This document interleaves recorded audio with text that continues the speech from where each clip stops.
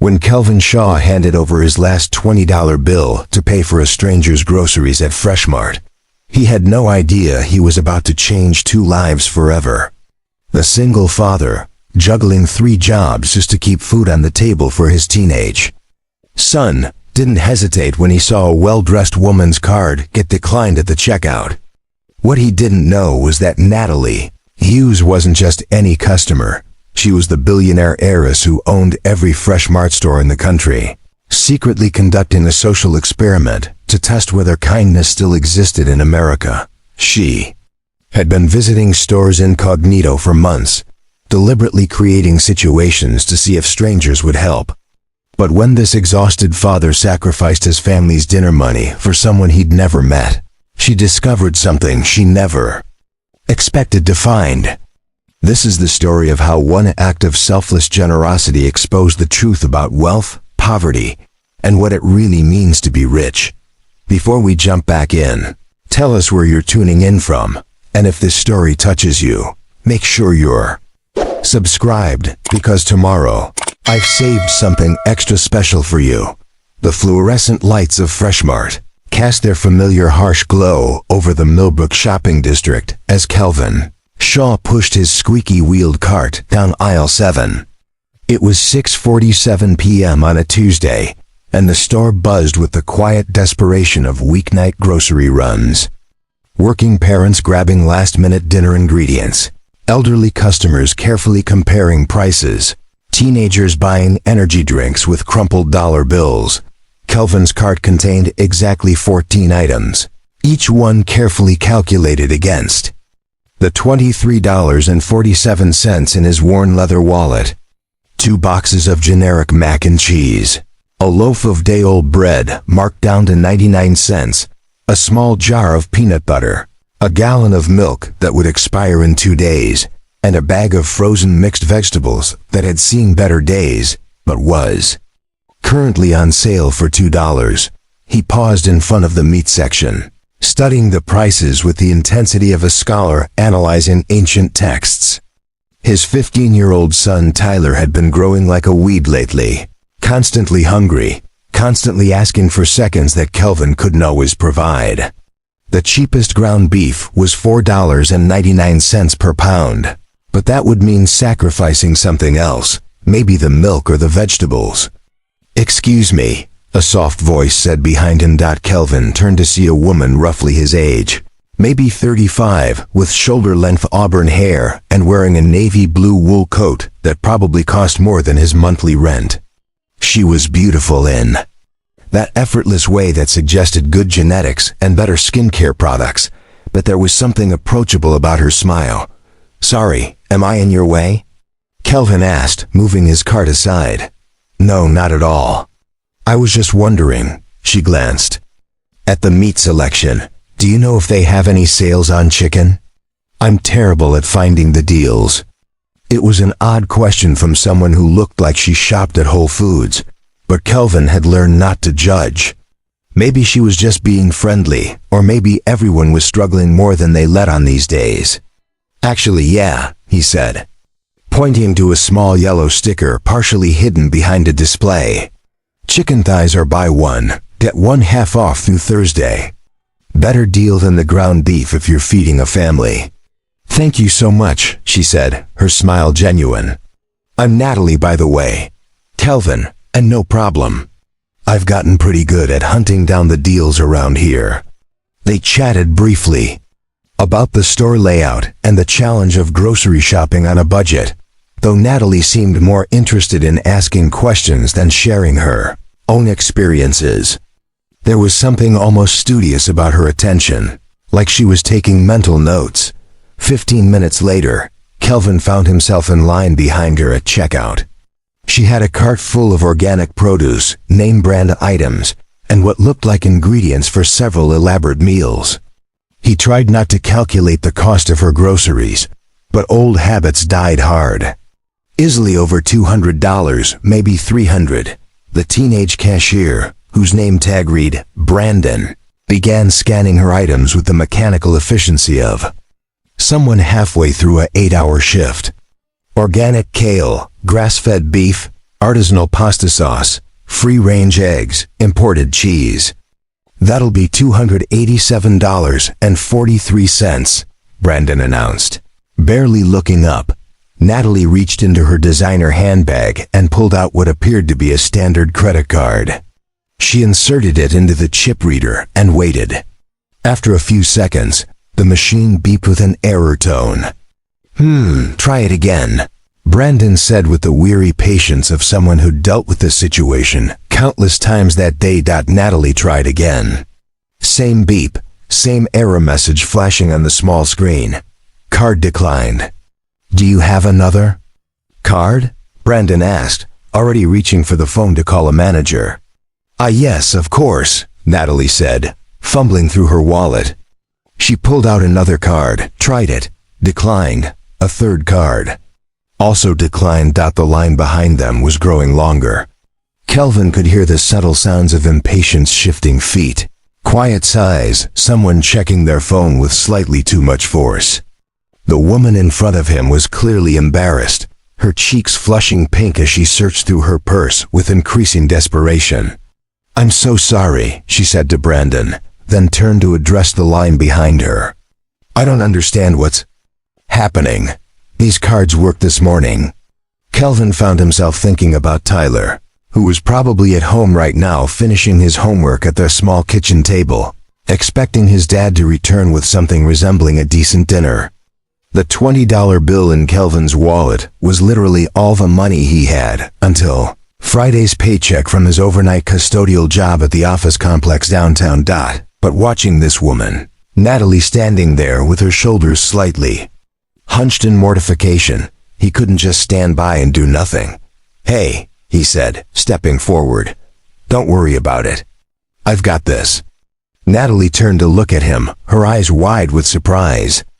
Oh no, I couldn't possibly. It's fine, Kelvin said, already pulling out his wallet. We've all been there. Sometimes the banks just go crazy for no reason. He handed his $20 bill to Brandon, then reached into his pocket and pulled out 3 more crumpled 20s that he'd been saving for Tyler's school lunch money for the rest of the week. Sir, that's only $80, Brandon said, looking confused. Her total is $287.43. Kelvin looked at the receipt total, then at his meager contribution. The mathematics of the situation hit him like a cold splash of water. His $80 wouldn't even cover a third of her groceries. Right, of course, he said, feeling foolish. Maybe we can figure out which items are most essential? But Natalie was staring at him with an expression he couldn't quite read. It wasn't gratitude exactly, or embarrassment. It was something deeper, more complex. You were going to pay for my groceries, she said quietly. With money you clearly need for yourself. The line behind them was getting restless. Someone coughed pointedly. Brandon looked like he was ready to call for backup. Look, Kelvin said, trying to salvage the situation. Why don't you take whatever my 80 covers, and we'll put the rest back? Sir, Brandon interrupted. There's actually another option. We can split the transaction. Your $80 can go toward her groceries, and she can pay the balance when she sorts out her card situation. Natalie was quiet for a long moment, studying Kelvin's face. Then she did something unexpected. She reached into her purse and pulled out a simple black card, different from the others she'd tried. Actually, she said, let me try this one. She inserted the card. This time, the machine hummed approvingly and printed a receipt without protest. Transaction approved, Brandon announced with visible relief. Natalie turned to Kelvin, who was still standing there with his $80 extended toward the cashier. Keep your money, she said softly, but thank you. What you just offered to do, that was incredibly kind. Anyone would have done the same thing, Kelvin said, pocketing his bills with relief he hoped wasn't too obvious. No, Natalie replied, her voice carrying a weight that seemed disproportionate to the situation. They really wouldn't. As Brandon began scanning Kelvin's modest collection of items, Natalie lingered nearby, pretending to organize her receipt but clearly waiting for something. "Kelvin," she said as he was gathering his single plastic bag of groceries, "can I ask you something?" "Sure. Do you shop here often?" It was another odd question, but he nodded. "Pretty much exclusively. It's the closest to where I live, and they usually have the best prices on basics." "What do you think of the store? The way it's run, the staff, the selection?" Kelvin glanced around, wondering why she was asking. "It's fine, I guess. Brandon here is always helpful, and the produce is usually pretty fresh." "Why?" "Just curious about customer satisfaction," she said, with that same studying expression. "You seem like someone who pays attention to details. When you're living on a tight budget, you have to." Kelvin replied with a self-deprecating smile.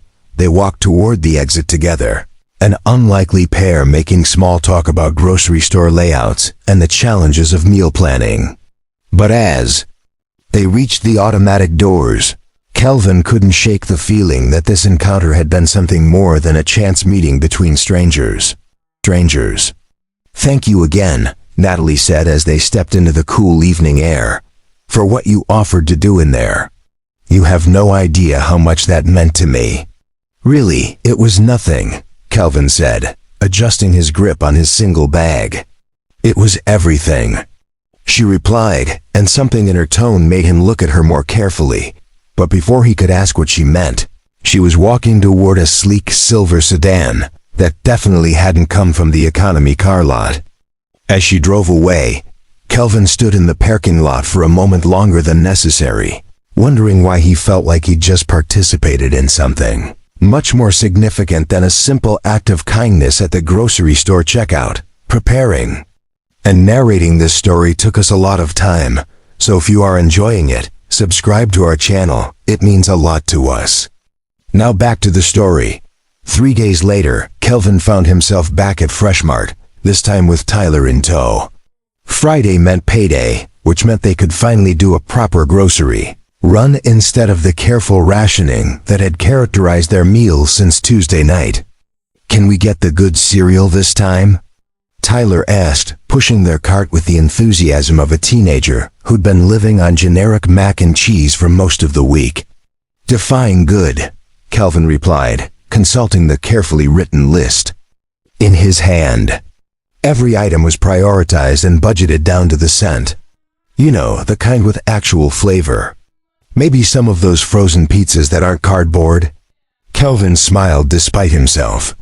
At 15, Tyler had developed his father's pragmatic sense of humor about their financial situation. It was a coping mechanism that both impressed and worried. Kelvin, no teenager, should have to be that understanding about money. "We'll see what we can do," he said, which Tyler correctly interpreted as, "Probably not, but I appreciate your optimism." They were in the cereal aisle, with Kelvin calculating the per-ounce cost of various options, when he heard a familiar voice. "Excuse me, do you work here?" He turned to see Natalie, the woman from Tuesday night, standing near the end cap display, looking slightly lost. She was dressed more casually today, jeans and a simple sweater, but still carried that indefinable air of someone unaccustomed to uncertainty. "Natalie?" Kelvin said, surprised. "No, I don't work here. Just shopping, again." "Oh." She seemed genuinely startled to see him. "Kelvin, right? What a coincidence." Tyler looked between them with the sharp curiosity of a teenager sensing adult drama. "Tyler, this is Natalie. We met the other night when she had some trouble with her credit cards." "Nice to meet you," Tyler said politely, though Kelvin could tell his son was cataloging details, her clothes, her posture, the way she seemed to be studying their interaction. "Likewise," Natalie said. "What are you shopping for today?" "Dad's trying to make $67 stretch until next Friday," Tyler said with characteristic directness. "It's like watching a magician, except instead of pulling rabbits out of hats, he pulls meals out of coupons." "Tyler," Kelvin said, embarrassed. "What? It's impressive. Mom never could do math like that." There was a brief, awkward silence. Natalie seemed to pick up on the past tense immediately. "I'm sorry," she said quietly. "Is your mother?" "She passed away 3 years ago," Kelvin said. "Cancer. It's just the two of us now. I'm very sorry for your loss." "Thank you," Tyler said simply. "Dad's been pretty amazing about everything. He works 3 jobs to keep us afloat." Kelvin wished his son wasn't quite so forthcoming with their personal information, but he also knew Tyler was proud of their small family's resilience. In a world where most of his classmates lived in 2-parent households with significantly more resources, Tyler had learned to find strength in what they did have rather than dwelling on what they lacked. 3 jobs? Natalie asked, and again there was that studying quality to her attention. Custodial work overnight at the Meridian office complex, delivery driver for Grubhub on weekends, and I just started part-time at Henderson's Hardware during the day, Kelvin explained. "It's not glamorous, but it keeps the lights on." "When do you sleep?" she asked, and there was genuine concern in her voice. "Sleep is overrated," Kelvin said with a tired smile. "I catch a few hours here and there." Tyler rolled his eyes. "He falls asleep standing up sometimes. I've seen him do it while brushing his teeth." "That happened once," Kelvin protested. "Twice," Tyler corrected, "and you fell asleep during that movie last week." "In my defense, that movie was terrible." Natalie watched this exchange with something approaching fascination, as if she were observing a species she'd never encountered before. "Can I ask you something?" she said to Kelvin. "The other night, when you offered to pay for my groceries, why did you do that?" Kelvin shrugged. "You needed help. But you clearly needed that money yourself." "Yeah, but you needed it more in that moment. Standing there with a cart full of groceries and no way to pay? That's embarrassing and stressful. I know what that feels like. Has that happened to you before? Having your card declined?" Tyler snorted. "Dad doesn't use credit cards. Cash only. If we can't afford it, we don't buy it." "Smart policy," Natalie said, though she seemed to be making mental notes again. "Learned it the hard way," Kelvin said. "After Maria died, the medical bills were substantial. Took me 2 years to pay everything off. I don't ever want to be in debt like that again." They stood there for a moment, the weight of shared human experience settling between them. Then Tyler, with the perfect timing of a teenager, broke the moment. "So what are you shopping for?" he asked Natalie. "More organic everything?" Natalie looked confused. "Organic everything?" "Your cart the other night," Kelvin explained. "Pretty much all organic produce, grass-fed beef, the expensive stuff." "Oh right," she said, as if she'd forgotten. "I'm trying to eat healthier." "Must be nice to have that option," Tyler said without any trace of bitterness. "We mainly shop the discount section. Dad's gotten really good at turning almost expired vegetables into decent meals." "Tyler," Kelvin warned again. "What? It's true. Remember that soup you made from those carrots that were basically rubber? Somehow you made it taste good." Natalie was listening to this exchange with increasing intensity. "You cook a lot?" she asked Kelvin, out of necessity. "Restaurant food is a luxury we can't afford very often. What's your specialty?" "Stretching." "Ingredients," Kelvin said. "I can make a single chicken breast feed 2 people for 2 meals if I'm creative enough." He made this pasta dish last week with literally just noodles, butter, and some herbs from the neighbor's garden, Tyler added. "Somehow it was actually good." "You took herbs from someone's garden?" Natalie asked, sounding alarmed. "Mrs. Patterson next door has a huge herb garden," Tyler explained. "She gives Dad stuff all the time because she grows more than she can use. It's not stealing. Mrs. Patterson is 92 and probably grows herbs specifically to share with neighbors," Kelvin clarified. "She's been feeding half the block from that garden for years." "That's a nice community," Natalie said softly.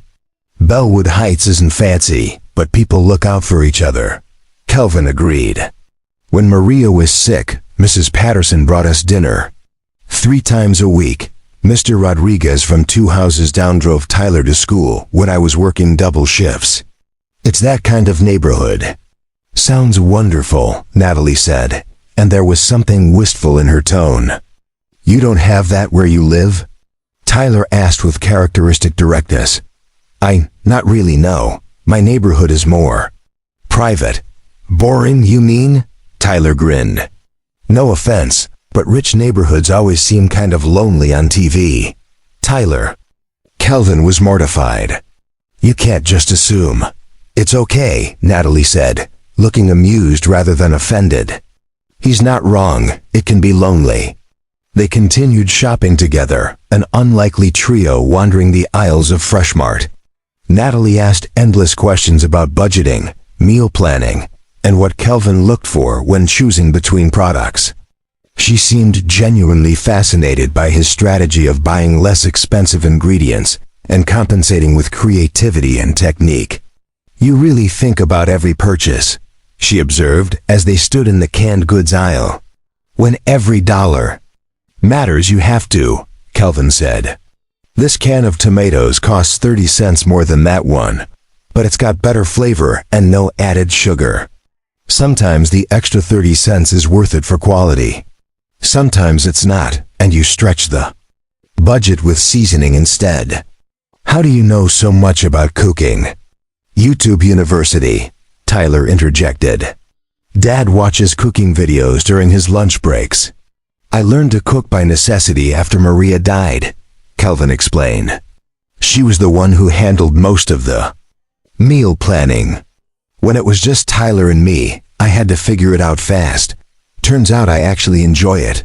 He's really good at it too, Tyler said proudly. His spaghetti carbonara is better than any restaurant. I doubt that, Kelvin said, but he was clearly pleased by his son's praise. What's carbonara?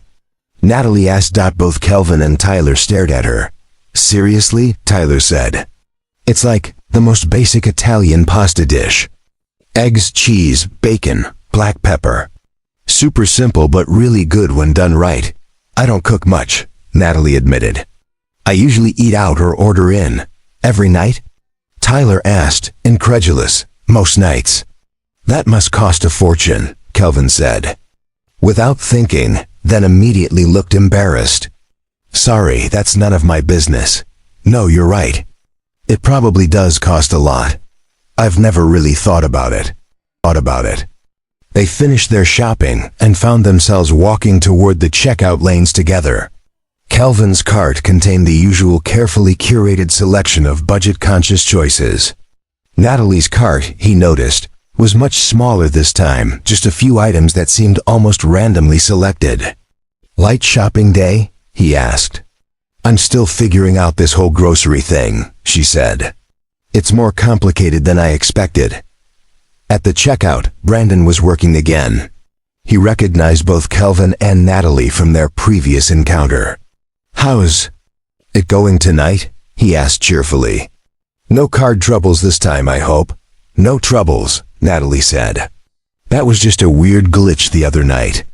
As Brandon scanned their items, Kelvin noticed Natalie watching the process intently, as if she'd never seen a grocery checkout before. When Brandon asked if she had a store loyalty card, she looked genuinely confused. It's free, Brandon explained. You just give me your phone number, and it automatically applies any discounts. Oh, she said. I don't think I have one of those. Want to sign up? It'll save you money on future purchases. Natalie glanced at Kelvin, who nodded encouragingly. Sure, she said, though she seemed uncertain about providing her phone number. After they both paid and were walking toward the exit, Tyler asked the question that had been clearly building in his mind all evening. So what do you do for work? He asked Natalie. You seem to have a lot of free time for grocery shopping. Tyler, Kelvin said automatically. What? It's a normal question, she asked about Dad's jobs. Natalie seemed to consider her answer carefully. I work in business, she said finally. Family business. What kind of business? Retail, she said vaguely. Cool, like clothes or electronics. Or what? Food retail, she said after another pause. Oh, like restaurant management? Something like that. Tyler seemed satisfied with this answer, but Kelvin found himself studying Natalie's face. There was something evasive about her responses, though he couldn't put his finger on why. As they reached the parking lot, Natalie turned to them both. "Thank you," she said, "for letting me tag along tonight. I learned a lot." "About what?" Tyler asked. "About grocery shopping. About life, I guess." "Anytime," Kelvin said. "Maybe we'll run into each other again." "I hope so," she said, and something in her tone suggested she meant it more than casual politeness would require. As they watched her drive away in her silver sedan, Tyler looked up at his father. "She's weird, right?" he said. "Weird how?" "I don't know. Nice weird, but definitely weird. Like she's pretending to be normal or something." Kelvin found himself nodding. Tyler had a good eye for people, and something about Natalie did feel performative, though not in a malicious way. "Maybe she's just shy," he said. "Some people aren't comfortable talking about themselves." "Maybe," Tyler said, but he didn't sound convinced.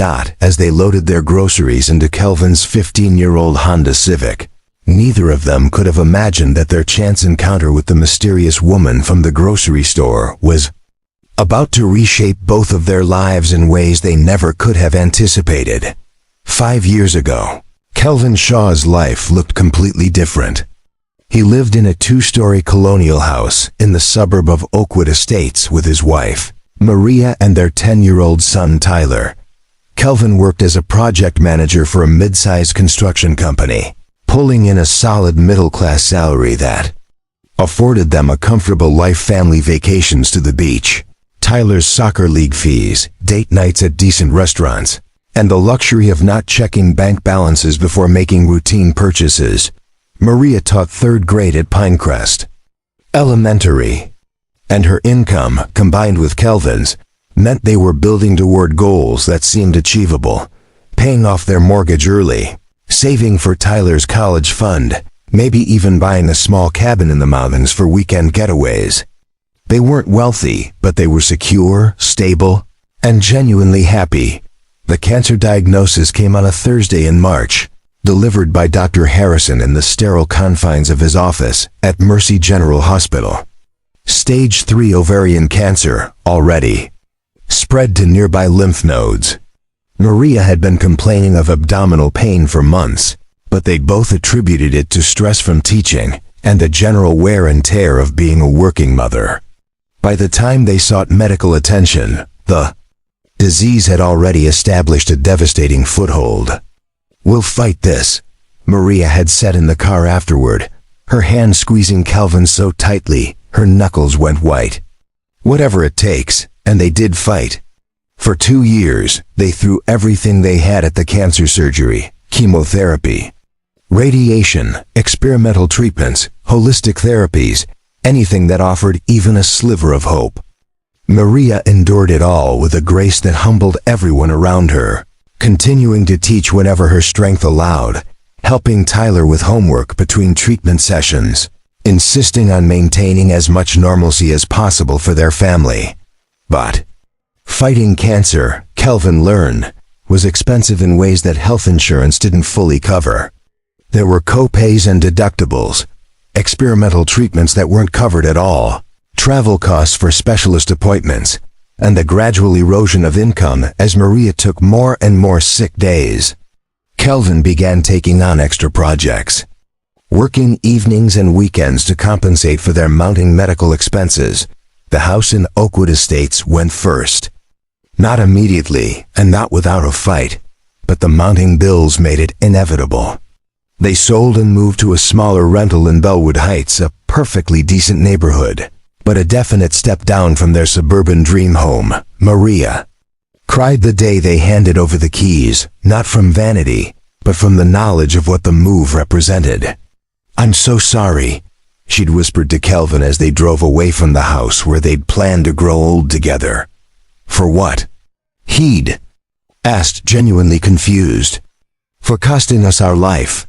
"You are our life," he'd replied, and meant every word. Tyler remarkably adapted to each change with resilience that broke Kelvin's heart. New school, smaller bedroom, less money for activities. Tyler absorbed each adjustment without complaint, as if he understood instinctively that his parents were doing their best under impossible circumstances.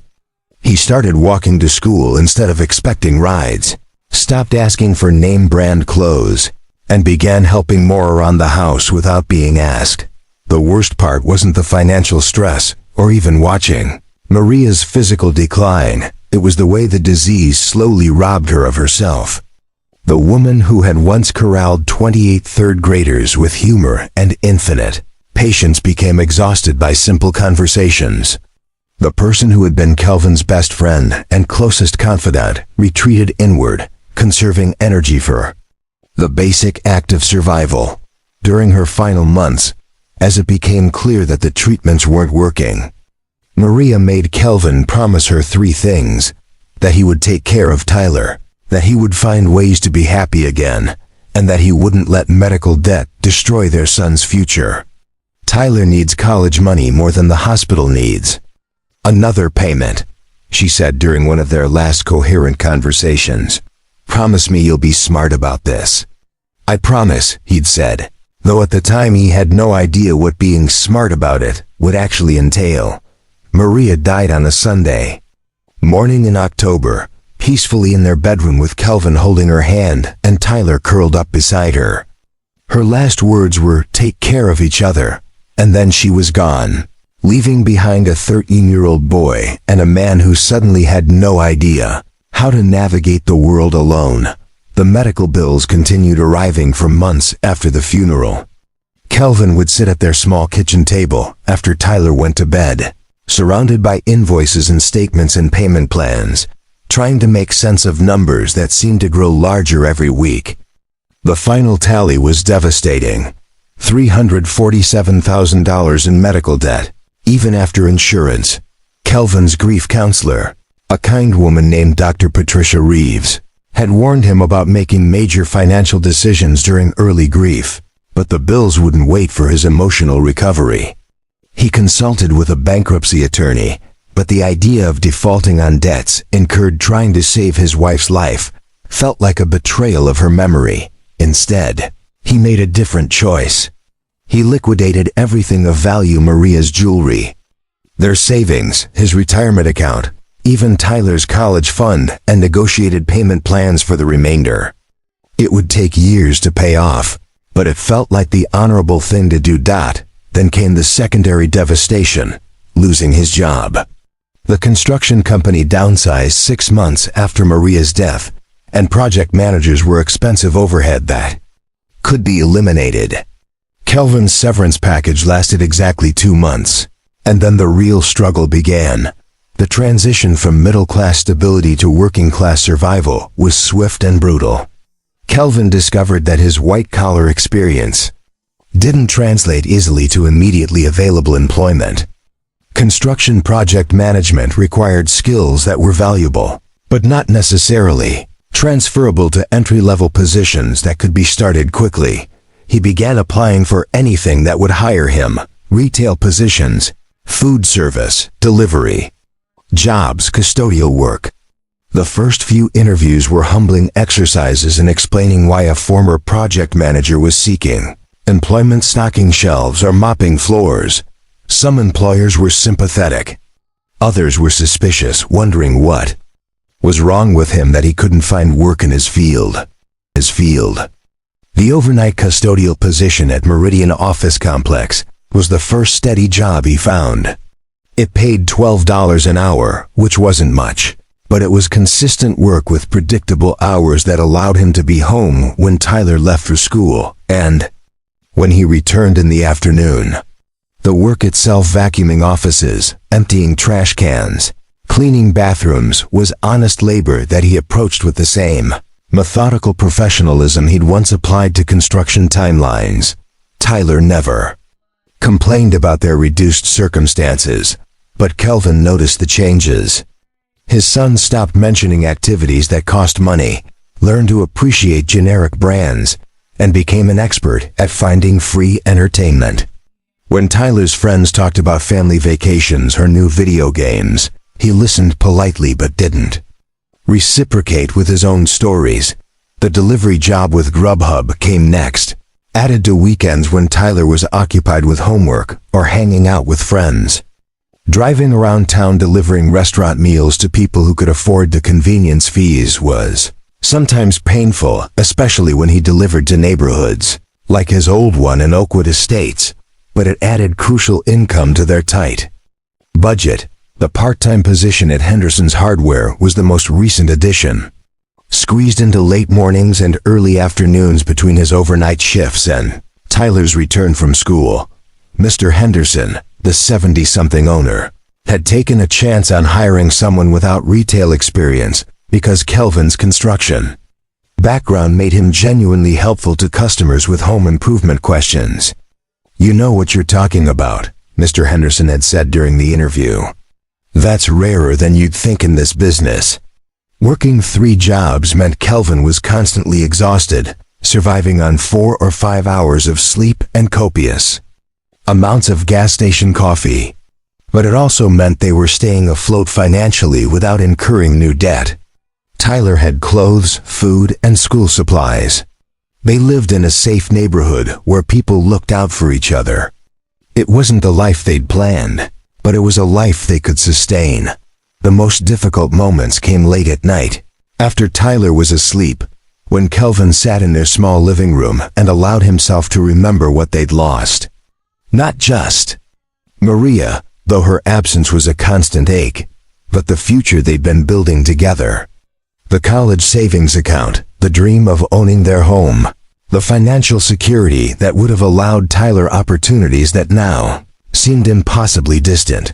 But there were also moments of unexpected grace. Mrs. Patterson next door, who treated Tyler like the grandson she'd never had. Mr. Rodriguez, who always had an extra ticket to baseball games and invariably invited Tyler along.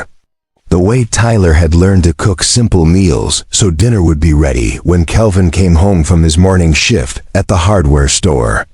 "We're doing okay," Tyler would say sometimes, as if reassuring his father. "Mom would be proud of how we're handling this," and maybe that was true. Maria had valued resilience and kindness above material success. She would have been proud of Tyler's maturity and academic achievement despite their circumstances. She would have been proud of Kelvin's refusal to declare bankruptcy, his commitment to honest work, his determination to provide stability for their son.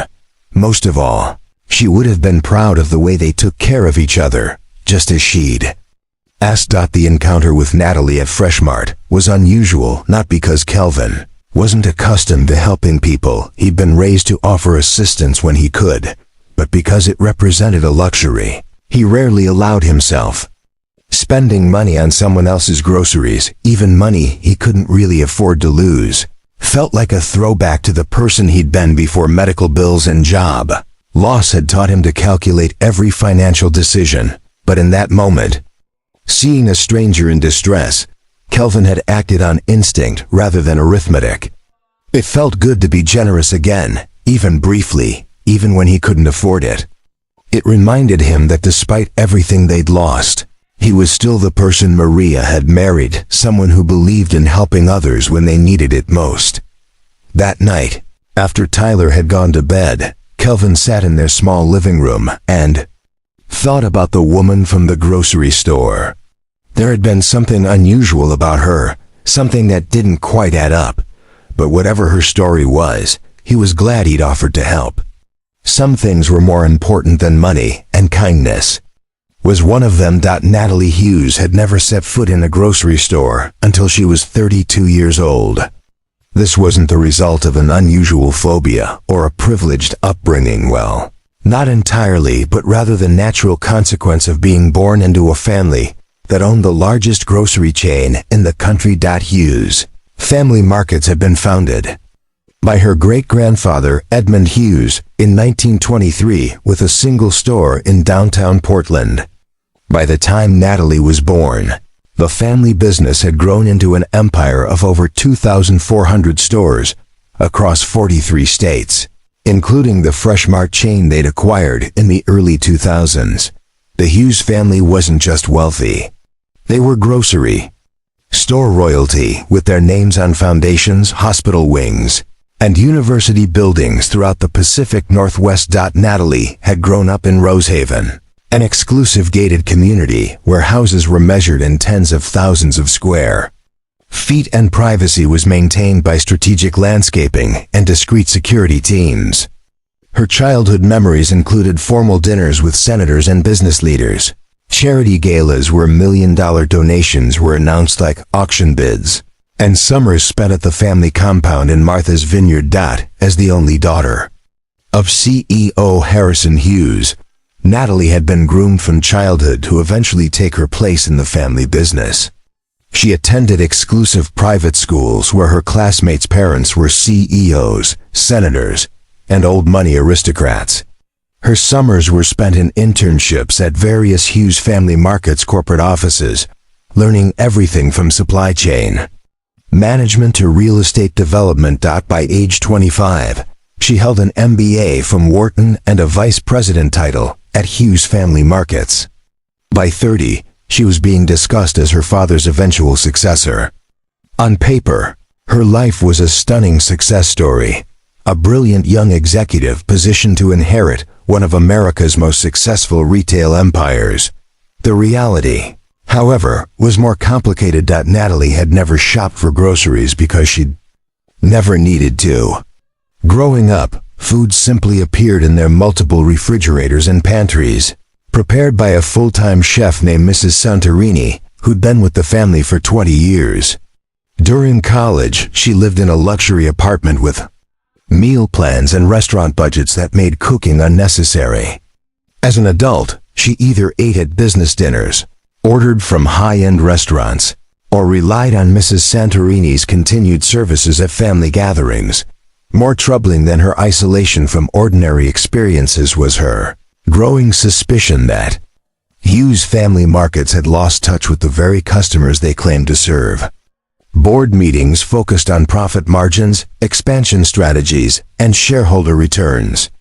Discussion of actual customers was limited to demographic data and purchasing patterns, statistics rather than stories. "We're serving the premium market," her father would say when she raised questions about pricing or accessibility. "Our customers value quality and convenience over bargain shopping." But increasingly, Natalie wondered who these customers actually were. The Hughes family socialized exclusively within their economic class, attended charity events where tickets cost more than many families spent on groceries in a month, and lived in communities where poverty was invisible by design. The turning point came during a board meeting 6 months earlier, when the company was discussing the closure of several underperforming Fresh Mart locations in lower-income neighborhoods. "These stores are simply not generating adequate returns," explained Charles Brennan, the CFO and her father's longtime friend. "The customer base lacks sufficient disposable income to support our profit targets." "What happens to the people who shop at those stores?" Natalie had asked. "They'll shop elsewhere," her father replied matter-of-factly. "There are other grocery options in most of these areas. But what if there aren't? What if we're the only full-service grocery store within reasonable distance? That's not our responsibility," Charles said with the casual dismissal of someone who'd never worried about grocery accessibility. "We're not a social service agency." That night, Natalie had done something she'd never done before. She researched. What happened to communities when their only grocery store closed? The term food desert was new to her, but the concept was devastating. Entire neighborhoods left without access to fresh produce, families forced to shop at convenience stores or travel, impossible distances for basic necessities.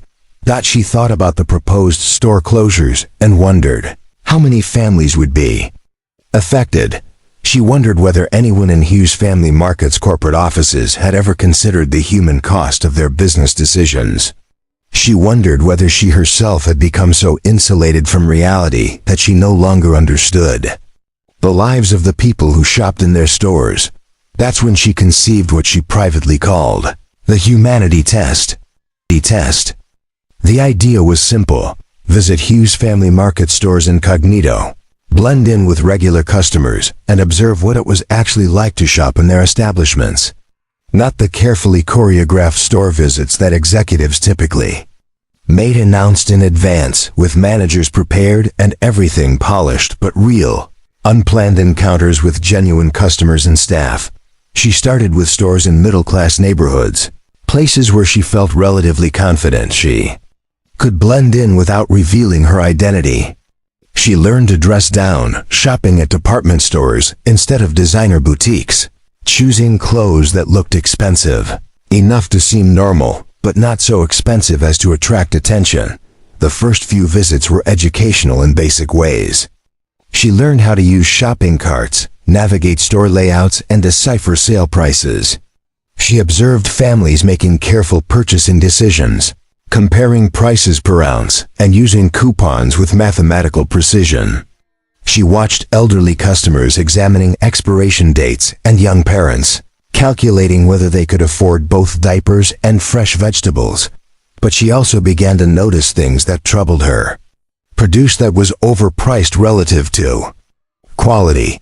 Staff members who seemed overworked and undertrained.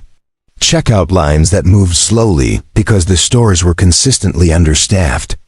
Customers who left items behind at the register when their total exceeded their available money. After a month of visiting middle-class stores, she decided to expand her experiment to lower-income neighborhoods, the very areas where corporate was considering store closures. These visits required more careful preparation. She couldn't drive her luxury sedan to these neighborhoods without attracting attention, so she rented unremarkable cars. She studied local dress codes and shopping patterns, learning to match the economic presentation of the customers around her. What she discovered in these stores shook her understanding of the family business. Customers who walked through every aisle checking prices before making any purchases. Parents explaining to disappointed kids why they couldn't afford certain items. Elderly people using calculators to ensure they didn't exceed their budgets. Workers holding second jobs shopping for groceries at 11 p.m. because those were the only hours they had available. She saw customers return items they'd already selected when their totals exceeded their expectations. She watched families debate whether to buy fresh vegetables or shelf-stable alternatives based purely on cost considerations. She observed the complex mathematics of poverty decisions she'd never had to make and never realized other people faced every day. Most disturbing was the realization that Hughes Family Markets was often the expensive option in these neighborhoods. Their premium positioning meant that families struggling financially were paying more for basic necessities than they would at discount chains. The very people who most needed affordable food were being charged premium prices for the privilege of shopping at stores that were considering abandoning their neighborhoods entirely. The night she witnessed a mother explaining to her young daughter why they couldn't afford both school lunch money and fresh fruit, Natalie sat in her rental car in the store parking lot and cried for 20 minutes. Not from pity, but from shame. Her family's wealth had been built, in part, on the money this mother couldn't afford to spend. She began carrying cash to these stores, hoping to find opportunities to help without revealing her identity. She paid for groceries for elderly customers whose cards were declined. She covered the difference when families came up short at checkout. She left generous tips for baggers and helped customers carry groceries to their cars. But these small gestures of assistance felt inadequate against the larger realization that her family's business model might be fundamentally problematic.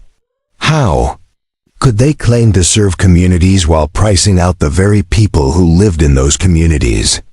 The plan to test customers more systematically emerged from these observations. Instead of just observing, she wanted to understand what motivated people to help strangers.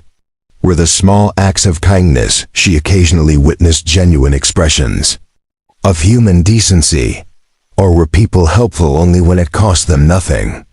She began deliberately creating situations where she appeared to need assistance simulating card declines, pretending to be lost, asking for help with heavy items. The responses varied dramatically. Some customers ignored her entirely. Others offered minimal, grudging assistance. But a few like Kelvin Shaw responded with immediate, generous kindness that seemed entirely disproportionate to their own. Circumstances. The encounter with Kelvin at Fresh Mart had been particularly profound because of the mathematics involved. She'd watched him calculate the cost of every item in his cart with the precision of someone for whom every dollar mattered. She'd seen him choose generic brands and day-old bread, selecting items with the careful consideration of someone operating within severe financial constraints, and yet, when faced with her apparent crisis, he'd offered his entire $20 bill without hesitation. Not just offered, insisted, despite her protests. He'd been prepared to sacrifice his family's dinner money for a complete stranger's convenience. That night, after her encounter with Kelvin and Tyler, Natalie had returned to her penthouse apartment in the Meridian Towers and sat in her designer kitchen, surrounded by appliances she'd never used and cabinets stocked with expensive foods she barely touched. The contrast was stark and uncomfortable. She'd called her father to discuss the store closure plans. "I think we should reconsider closing those locations," she'd said. "We've been through this, Natalie. The numbers don't work. What if we made them work? What if we adjusted our profit expectations for stores in underserved communities?" "That's not how business works," Harrison replied with the patience of someone explaining basic concepts to a slow student. "Shareholders expect consistent returns across all locations. What about corporate responsibility? Community impact? Our responsibility is to our shareholders and our employees. We can't save every neighborhood grocery store in America." But after meeting Kelvin Shaw, Natalie wasn't sure she agreed with that assessment anymore. She was beginning to suspect that her family's definition of success might be incomplete, that their understanding of their customers was dangerously limited, and that their business model might be missing something crucial about human decency and community responsibility. The question was what to do with these realizations. How do you change a multi-billion-dollar company built on principles you're beginning to question? How do you challenge a family legacy that's been successful for nearly a century? And most immediately, how do you reconcile the gap between the person you've been raised to be and the person you think you should become?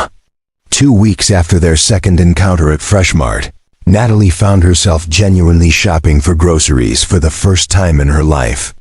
Not conducting research or running experiments, but actually needing food for her apartment because she decided to try cooking for herself, rather than ordering restaurant meals every night. The irony wasn't lost on her that the heiress to a grocery empire was learning to navigate grocery stores at age 32. But she was determined to understand this basic human experience that had been foreign to her entire life. She chose the Fresh Mart in Bellwood Heights, Kelvin's neighborhood, partly because she'd become familiar with its layout during her previous visits, and partly because she harbored a secret hope of running into him again. Their conversations had become the most genuine human interactions she'd experienced in months, perhaps years. Natalie was struggling with the produce selection, trying to determine how to identify ripe avocados, when she heard Tyler's distinctive voice from the next aisle over. "Dad, we're out of that pasta sauce you make. The good kind, not the jar stuff." "I know," came Kelvin's voice, slightly strained. "But the tomatoes for homemade sauce are $3 a can this week. We'll have to make do with the store brand. For now, what about those dented cans in the discount section? Sometimes they have tomatoes marked down." "Good thinking. Let's check." Natalie abandoned her avocado selection and quietly followed their voices.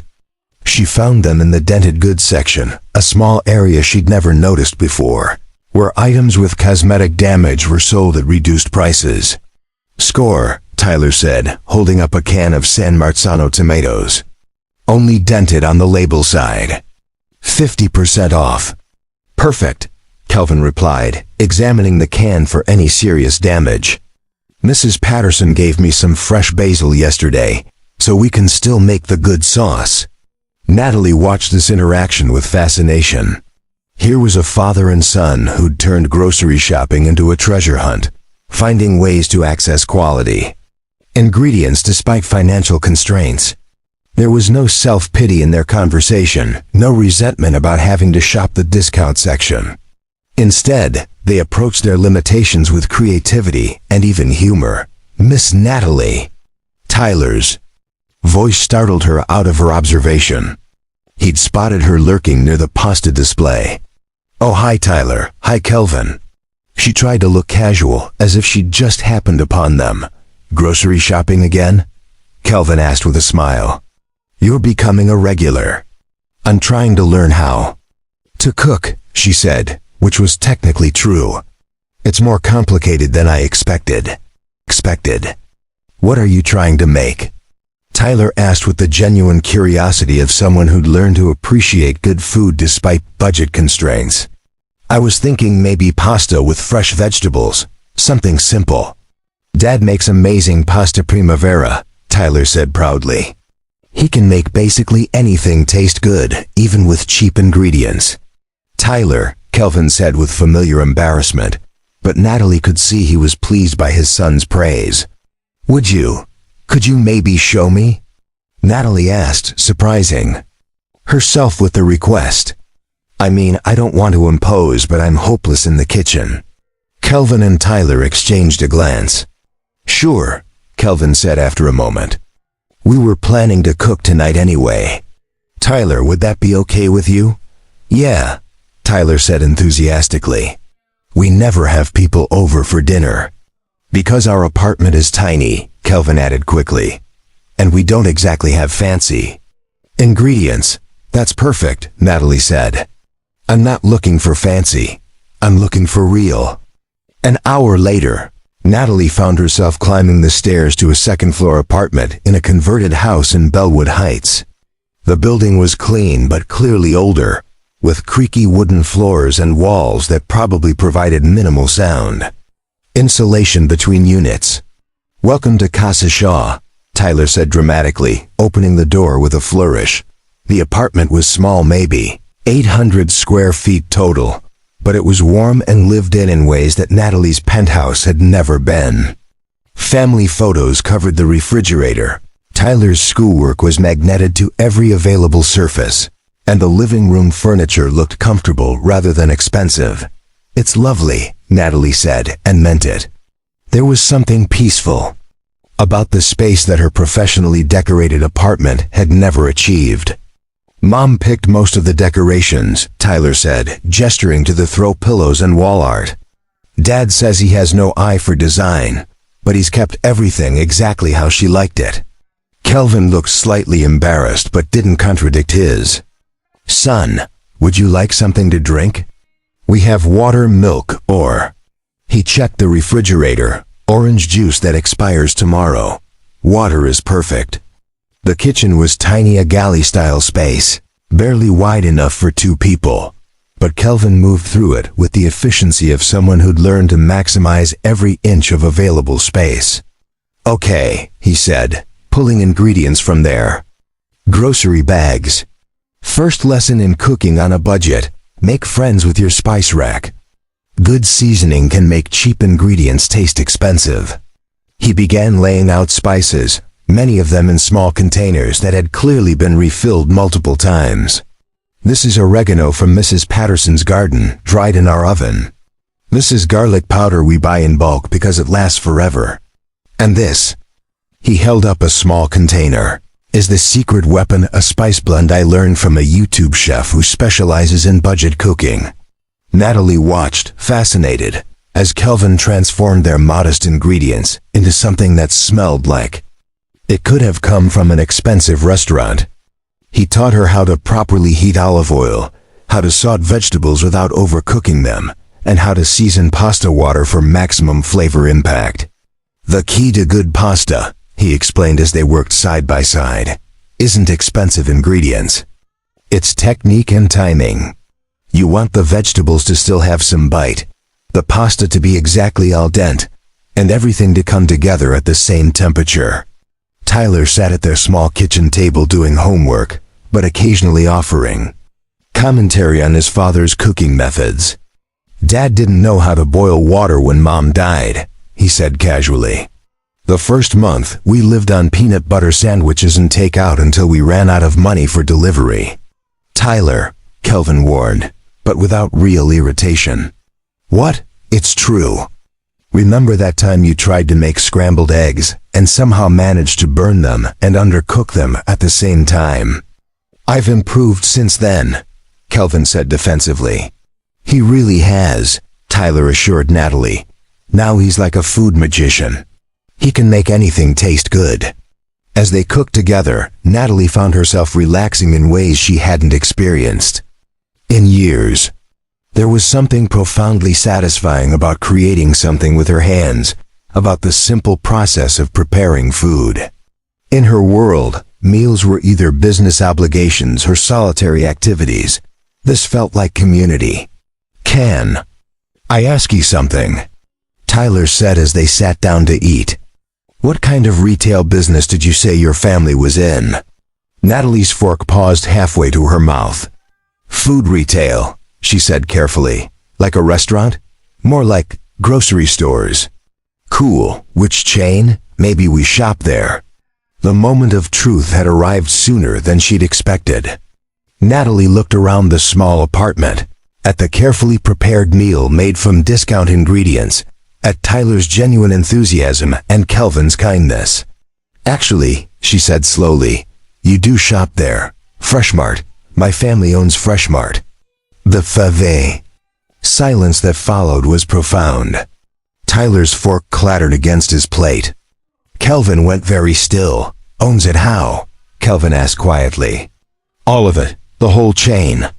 Freshmart, Hughes Family Markets, about 12 other regional chains. My great-grandfather started the company 90 years ago." Tyler was staring at her with the intensity of someone trying to solve a complex equation. "So you're like, rich? Really rich?" "Yes." "How rich?" Tyler asked with the directness that only teenagers could manage. "Tyler," Kelvin said automatically, but his voice sounded strange. "It's okay," Natalie said. "Really rich, billionaire rich." The silence stretched again. Kelvin was looking at her with an expression she couldn't read, not anger exactly, but something close to it. "Why?" he asked finally. "Why what? Why are you here? Why the act? The pretending you didn't know how to shop for groceries, the card being declined, all of it?" Natalie took a deep breath. "Because I wanted to understand what it was actually like. Shopping in our stores, I mean. Making decisions about food-based. On price, living on a budget." "You wanted to understand poverty," Tyler said, and there was an edge to his voice that hadn't been there before. "I wanted to understand our customers. Real customers, not the statistics and demographics we talk about in board meetings. So we were like an experiment?" Tyler's voice had gone quiet. "No," Natalie said quickly. "It started that way, but it's not that anymore.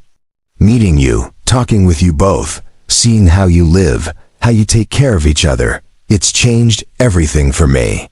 Kelvin stood up abruptly and walked to the kitchen window, staring out at the street below. "The card being declined," he said without turning around. "That was fake, yes. And I offered to pay for your groceries with money I couldn't afford to lose because I felt sorry for you. Yes. Well, you're worth more money than I'll see in 10 lifetimes. Yes." Tyler was looking back and forth between them, processing the implications. "So when Dad gave you our grocery money, you knew we needed it more than you did." "I didn't know how much you needed it then," Natalie said. "But yes, I knew I didn't need it at all." Kelvin turned around, and his face was calm in a way that was somehow more frightening than anger would have been. "I think you should leave," he said quietly. "Kelvin, please let me explain. You've explained enough." His voice was steady but final. "You came here to study us like lab rats. You got what you wanted. Now please leave." Natalie stood up, tears beginning to form in her eyes. "I know how this looks, but it's not what you think. Yes, it started as research, but meeting you both has been the most real experience I've had in years. You've changed how I see everything." "Great," Tyler said, his voice bitter. "We helped a billionaire have feelings. What do we win?" "Tyler, no." "It's fine," Tyler continued, standing up as well. "It's actually kind of funny, right? Dad felt bad for you because your card got declined, so he gave you his last $20. And you let him. You stood there and let a single father who works 3 jobs give you his family's food money because you wanted to see what poor people were like." Each word hit Natalie like a physical blow. "You never meant what?" Kelvin asked. "To hurt us? To lie to us?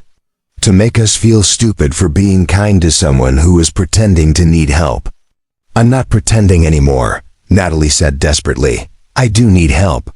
I need to understand how to be a better person, how to make our business better, how to—" "You need to leave," Kelvin repeated.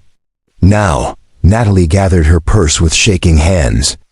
At the door, she turned back one more time. "For what it's worth," she said quietly, "you're both extraordinary people. And I'm sorry I wasn't honest with you from the beginning." "Are you going to write about us?" Tyler asked suddenly. "In some report for your board meetings?" "No," Natalie said. "This was never about that. But you'll go back to your penthouse and your private chef, and your life where you never have to think about grocery prices again." "I don't know," Natalie said honestly. "I don't know what I'm going to do."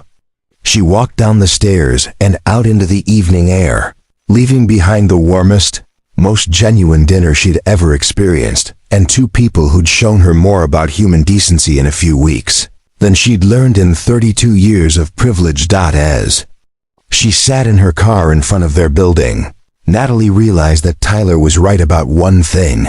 She could go back to her old life, pretend this had all been an interesting experiment, and continue living in the insulated bubble of extreme wealth. But she also realized that after tonight, she didn't want to be that person anymore. The question was whether it was too late to become someone different, and whether 2 people she'd deeply hurt would ever give her the chance to try. For 3 days after the dinner revelation, Kelvin couldn't shake the feeling of being played for a fool. He went through his routine overnight custodial shift, morning hardware store hours, picking up Tyler from school, but the interactions with Natalie kept replaying in his mind like a song stuck on repeat. What bothered him most wasn't the deception itself, though that stung. It was the math of it all. While he'd been calculating whether he could afford an extra can of tomatoes, she'd been conducting what amounted to a social science experiment using real people's lives as her laboratory. "You're thinking about her again," Tyler observed on Thursday evening as they sat in their living room. Kelvin was staring at a textbook for his GED classes, another goal he was working toward between jobs, but hadn't turned a page in 20 minutes.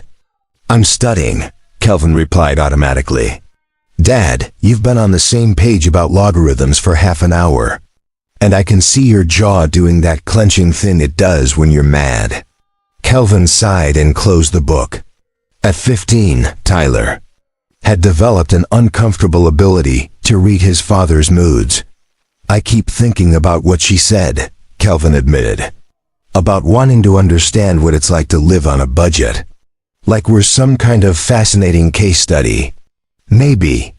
"That's not what she meant," Tyler said, though his voice carried its own uncertainty. "Then what did she mean?" Tyler was quiet for a moment, picking at a loose thread on their second-hand couch. "I don't know, but she seemed really upset when we asked her to leave. Like genuinely upset, not just embarrassed about getting caught. Of course she was upset. Her experiment got exposed. Or maybe she actually cares about us."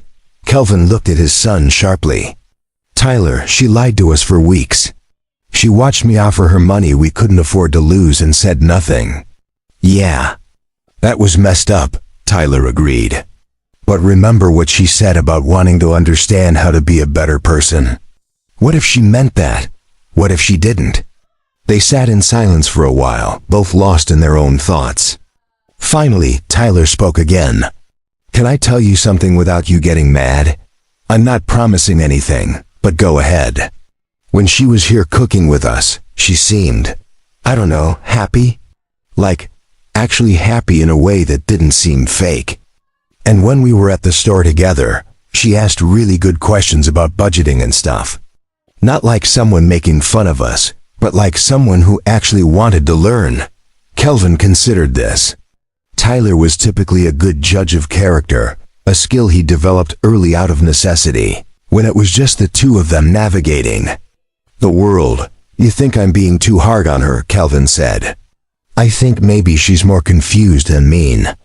Like, imagine if you grew up never having to think about money, never understanding what it was like for other people. Then suddenly you realize that your family's business affects people like us, and you don't know how to fix it.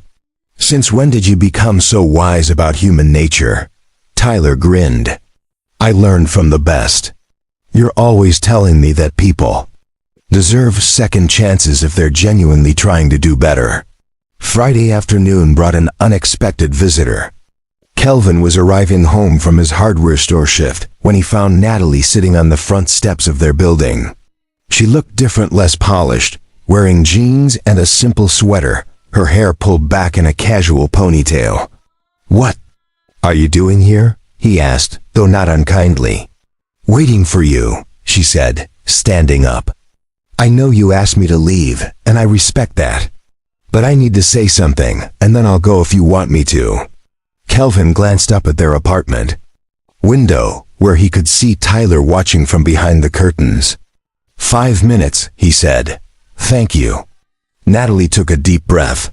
I've been thinking about what Tyler said the other night. About how I'll go back to my penthouse and never think about grocery prices again. And he was right, I could do that. But I don't want to. What do you want? I want to do something with what I learned, something real. The stores we're planning to close in low-income neighborhoods? I'm going to fight those closures. The pricing structures that make our stores less affordable than they should be. I'm going to challenge those too. Kelvin studied her face, looking for signs of performance or manipulation. And what does any of that have to do with us? Nothing, if you don't want it to. But I was hoping you might help me understand how to do it right. Not as research subjects, but as partners. People who know what it's actually like to navigate the system I've been insulated from my whole life. Partners? Kelvin's voice carried skepticism. I don't mean financially, I mean your expertise, your perspective. I've realized I don't know anything about the real impact of our business decisions. But you do. You live it every day. The conversation was interrupted by Tyler opening the front door. Sorry, he said.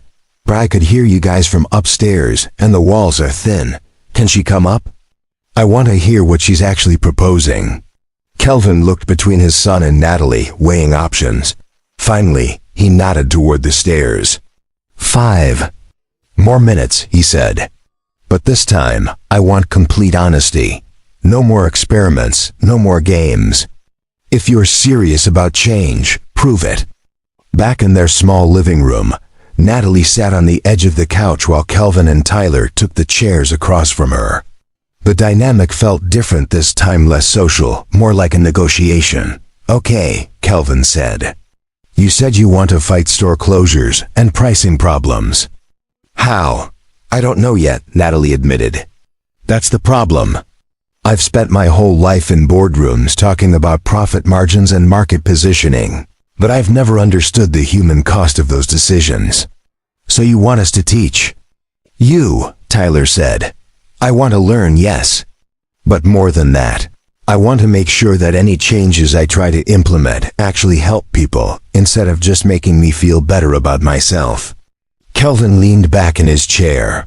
What exactly are you proposing? Honestly, I'm not sure. I know that sounds terrible, but I'm realizing I don't even know the right questions to ask. When I met you both, I thought I was conducting research about customer behavior. But what I actually learned was that I've been living in a bubble that's completely disconnected from the reality of most people's lives. She paused, gathering her thoughts. Can I tell you about the board meeting that started all this? Kelvin nodded. We were discussing closing several Fresh Mart stores in lower income neighborhoods because they weren't generating enough profit. When I asked what would happen to the people who shopped there, my father said they'd shop elsewhere. Like it was that simple. Maybe for some people it is that simple, Tyler said. But not for everyone, Natalie continued. I started researching. What happens when neighborhoods lose their grocery stores? Food deserts, they're called. Entire communities left without access to fresh produce or affordable groceries. I realized we weren't just closing stores, we were abandoning communities. So, why don't you just keep those stores open? Kelvin asked. Because I don't have that power yet. My father is still CEO, and the board makes decisions based on profit projections, not community impact. If I want to change how the company operates, I need to prove that there's a business case for doing things differently. And you think we can help you figure that out? I think you understand things I've never had to consider. Like how families actually make grocery decisions. What factors matter most when you're shopping on a tight budget? Which store policies help customers, and which ones create barriers? Tyler was quiet for a moment, then asked, "What's in it for us?" The directness of the question seemed to surprise Natalie. What do you mean? I mean, why should we help you? You already have everything you could possibly want. We're the ones struggling to afford groceries. If you really want to help people like us, why not just use your money to do it directly? Kelvin felt a surge of pride at his son's mature questioning. That's a fair question, Natalie said. And honestly, I could write checks to individual families or donate to food banks. But that wouldn't change the underlying system that creates food insecurity in the first place. If I want to make lasting change, I need to understand how to run a grocery business that actually serves communities instead of extracting profit from them. You're talking about changing $1 billion company, Kelvin said. That seems impossible. Maybe it is. But maybe it's not. The thing is, I'll never know unless I try.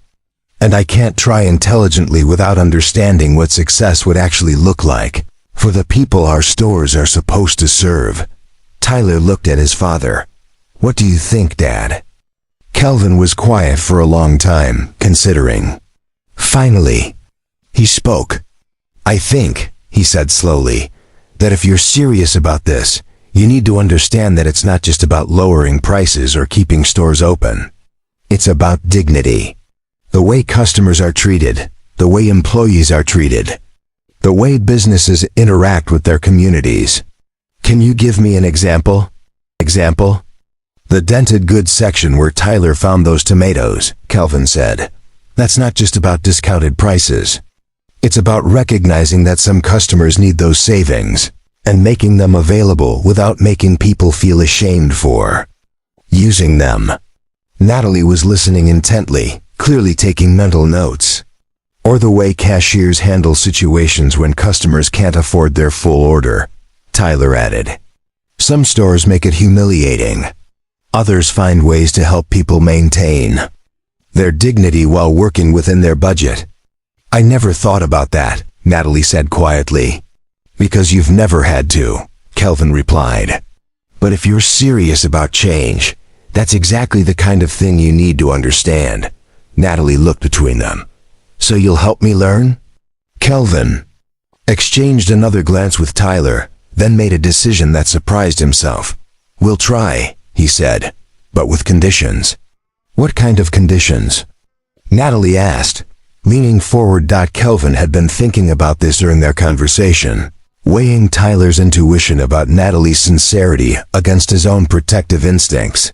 First, he said, complete transparency.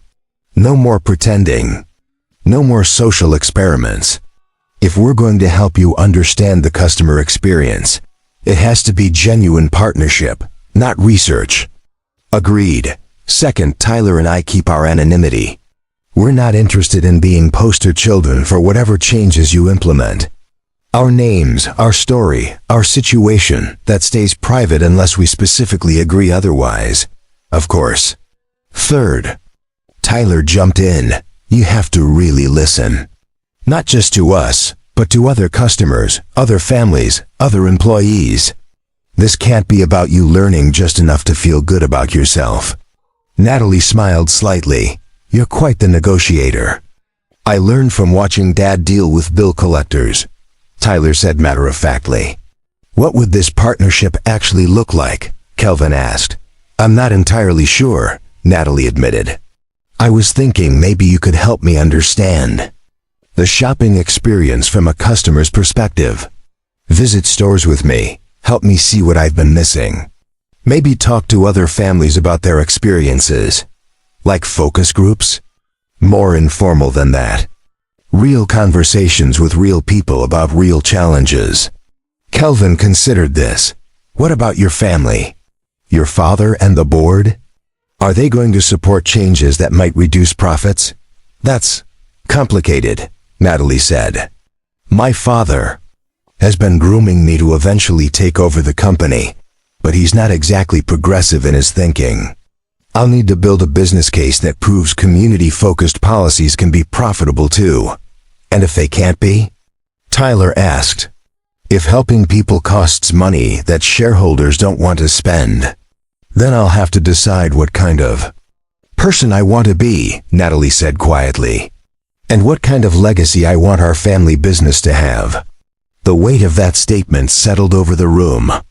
Kelvin found himself studying Natalie's face again, looking for signs of performance or calculation. What he saw instead was uncertainty and determination in equal measure. Okay, he said finally, let's try this. But we start small, and we see how it goes. What did you have in mind? Tomorrow is Saturday. Tyler and I usually do our weekly grocery shopping in the morning. You come with us not as an observer, but as someone learning to shop on a real budget. We'll give you $40. And see what you can accomplish, Tyler grinned. That's our actual grocery budget for the week? $40 for 3 people's groceries? Natalie looked genuinely shocked. Welcome to the real world, Tyler said cheerfully. Think you can handle it? Yes, I want to try. And after that, Kelvin continued, if this feels like it's working, we can talk about other ways to help. Maybe visiting some of those stores you're planning to close, talking to customers and employees about what they actually need.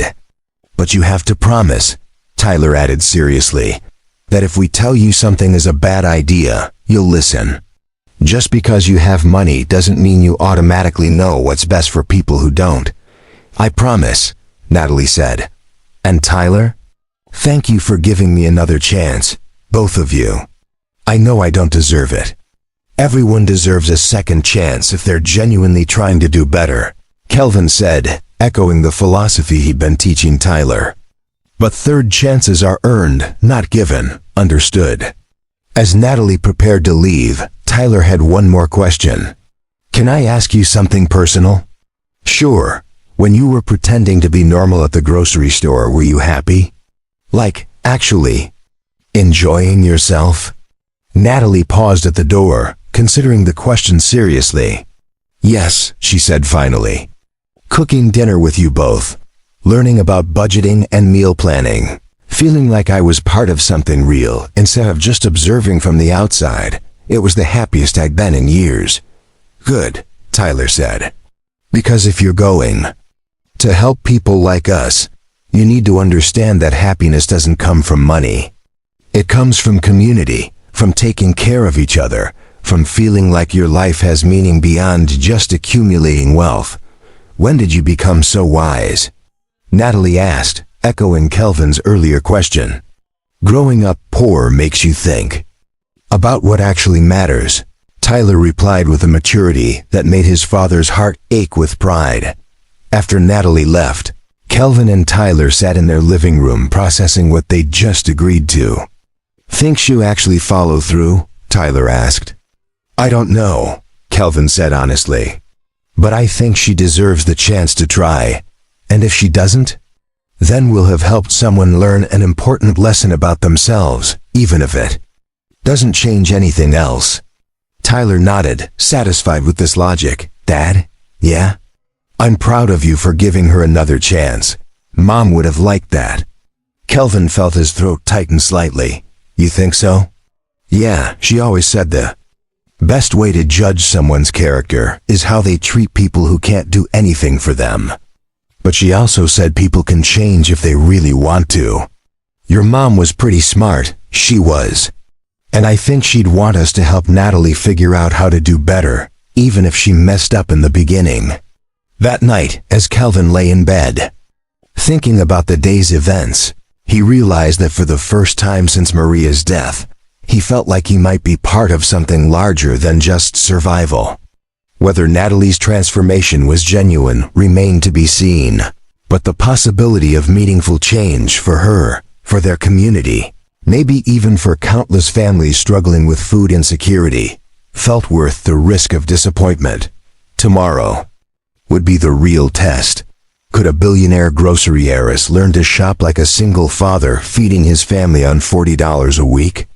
And more importantly, would she emerge from the experience with genuine understanding?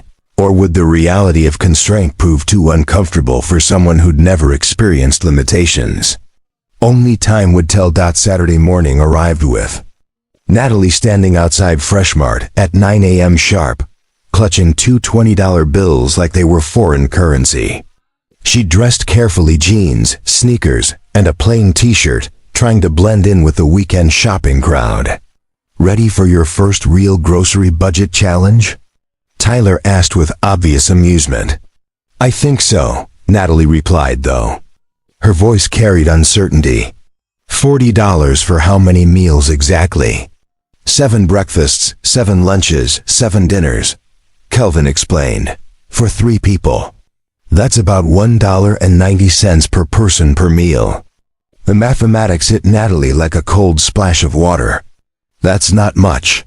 Welcome to our world, Tyler said cheerfully, grabbing a shopping cart. Rule number 1. Always get a cart, even if you think you're only buying a few things. You'll need both hands free to compare prices. What followed was the most educational 3 hours of Natalie's life. Under Kelvin and Tyler's patient guidance, she learned to calculate price per ounce, identify genuine sales versus marketing tricks, and make strategic decisions about where to invest their limited dollars. Generic pasta is fine, Tyler explained as they stood in the pasta aisle. But with pasta sauce, sometimes the name brand goes on sale and actually costs less per ounce than generic. You have to check every time.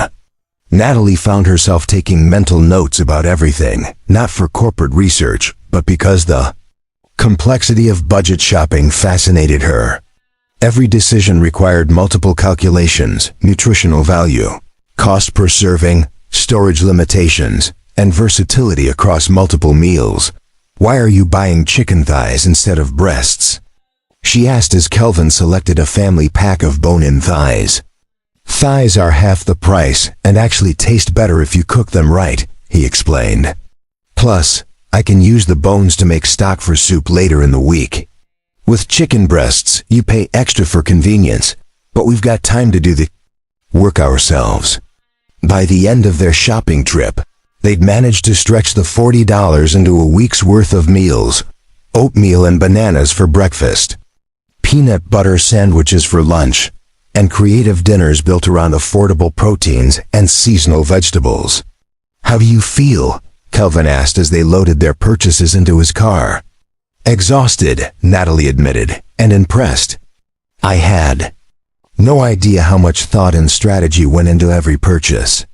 Now imagine doing that calculation for a family of 4 on $30 instead of $40, Tyler said. Or for an elderly person on a fixed income trying to stretch $20. For 2 weeks. 2 weeks. Over the following month, their unusual partnership evolved into something neither had expected. Natalie began visiting different Fresh Mart locations with Kelvin and Tyler, seeing their stores through the eyes of customers who counted every dollar. She observed families making hard choices between fresh vegetables and shelf-stable proteins. She watched elderly customers using calculators to ensure they didn't exceed their budgets. More importantly, she began implementing small changes. She convinced store managers to create more prominent discount sections for dented goods and near expiration items. She pushed for clearer price per unit labeling to help customers make informed comparisons. She advocated for longer store hours in low-income neighborhoods, recognizing that many customers worked multiple jobs and could only shop during off-peak times. "The board is starting to notice your advocacy," her father mentioned during a family dinner at the Hughes estate. "Good," Natalie replied. "Someone needs to advocate for our customers. Our shareholders are our primary concern," Harrison reminded her. "Happy customers become loyal customers," she countered. "Loyal customers drive long-term profitability. It's not as complicated as everyone makes it seem." The real transformation, however, was personal. Spending time with Kelvin and Tyler had shown her what family actually looked like, not the formal dinners and scheduled interactions of her childhood, but the daily care and consideration that real love required. She found herself looking forward to their grocery store visits and the dinners that followed, where Tyler would help with homework while Kelvin cooked simple meals that somehow tasted better than anything from her usual expensive restaurants. "You seem different," Tyler observed one evening as they worked together preparing vegetables for soup. "Different how?" "Happier. Like you're actually enjoying yourself instead of just going through the motions." Natalie considered this. "I think I'm finally understanding what I've been missing, which is community, purpose, the feeling that what I do actually matters to real people." 3 months into their partnership, Natalie received an opportunity that would test everything she'd learned. The board was reconsidering the store closures in low-income neighborhoods, and she'd been asked to present alternative strategies. "This is it," she told Kelvin and Tyler over dinner in their small apartment. "The chance to actually implement changes instead of just talking about them." "Are you ready?" Kelvin asked. "I think so, but I'm going to need your help with the presentation. Real stories, real numbers, real impact." "You've got it," Tyler said without hesitation.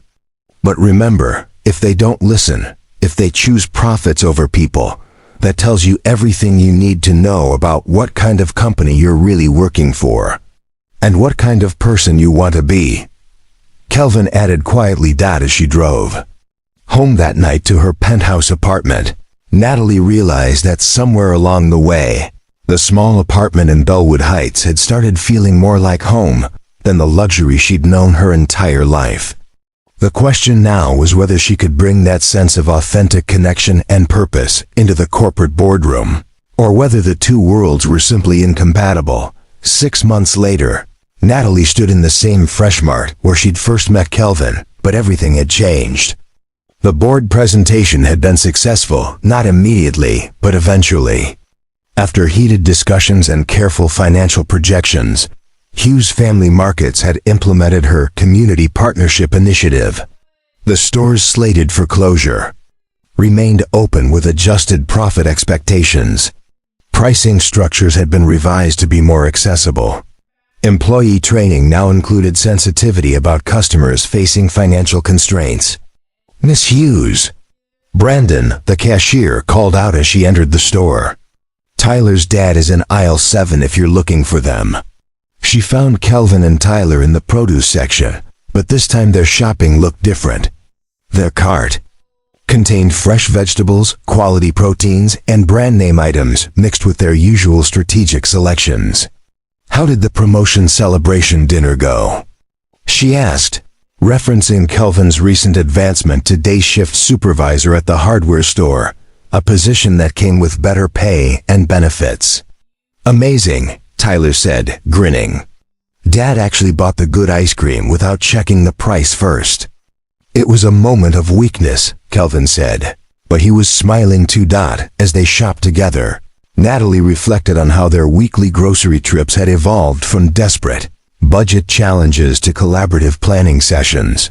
She'd moved out of her penthouse 6 months ago, choosing a modest apartment just 2 blocks from theirs. The proximity wasn't coincidental. "Your father called again," she mentioned to Kelvin as they headed to checkout. "About the consulting contract." Harrison Hughes had initially resisted his daughter's relationship with a customer, but Kelvin's insights into community needs had proven so valuable that the company now paid him as an official community liaison consultant. "Still thinking about it," Kelvin replied. "It would mean better financial stability for Tyler's college fund." At the checkout, Natalie handed her card to Brandon, the same card that had been declined 8 months earlier. But this time, when the machine beeped with an error, it was a genuine malfunction. "Let me," Kelvin said, pulling out his wallet, with the easy confidence of someone no longer counting every dollar. "I've got it," Tyler said, producing his own debit card from his first part-time job. All 3 of them laughed at the absurdity, each trying to pay for groceries that any of them could now afford. "Some things never change," Natalie said as they walked to the parking lot together. "The important things do," Kelvin replied, taking her hand. "We just learned which ones actually matter." That evening, as they prepared dinner in Kelvin's kitchen, now equipped with better cookware, thanks to his improved circumstances, Tyler made an observation that captured everything. "You know what's funny?" he said, stirring pasta sauce. "We're probably the only family in America where the mom got richer and the dad got a better job. And somehow we all ended up happier just because we learned how to grocery shop together." "I'm not your mom," Natalie said automatically, though her cheeks flushed. "Yet," Tyler replied with characteristic directness, making both adults laugh. Later, as they sat around their small table sharing a meal that represented so much more than food, Natalie understood what Tyler meant. She'd spent 32 years accumulating wealth and status, but she'd never felt as rich as she did in this moment, surrounded by people who'd chosen to love her not because of what she could give them, but because of who she'd learned to become. Grocery store heiress who'd once tested humanity's kindness had discovered something better than experimental data. She'd found her own humanity, reflected in the generosity of a single father who'd been willing to share his last $20 with a stranger. And in learning to deserve that kindness, she'd finally learned what it meant to be truly wealthy. Up next, you've got 2 more standout stories right on your screen. If this one hit the mark, you won't want to pass these up. Just click and check them out. And don't forget to subscribe and turn on the notification bell so you don't miss any upload from us.